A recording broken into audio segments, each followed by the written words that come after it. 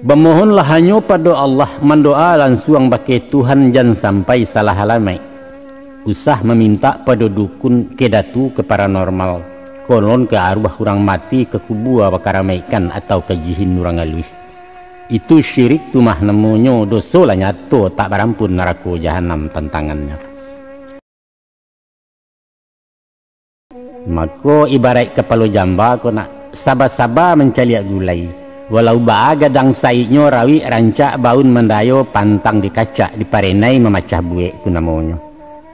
Pandang-pandanglah samantaro lamo lagu leika manangkan awak juo nang kabulia. Santano awak sasek jambo capek-capek mengembalikan. Nyampang kok kaki nantarancah elo lalangkah ganjua surui.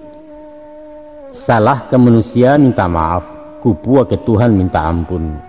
Engka tobat gawa meisi usah ditumpuk utang dosa jan pada batin diracunnya.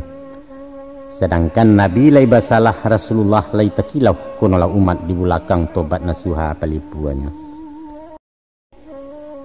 Ibarat di perjalanan indaklah data salamonyo nak. Adang mendaki bukit tunggang hari kalam ranjau besilang. Tiok kelok titian lapuak hujan labek galodo tibu. Ado kalunyo manajun panjang kasiak badoro dipijakkan suuk tidak ngarai mengangu.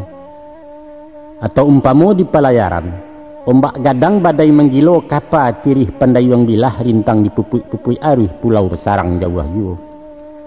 Makuba itu pulau hidup nang kona. Kok lai yakin je tawakal tabah mahadang parasayan. InsyaAllah takwa pintu sinan tabantang jalan raya.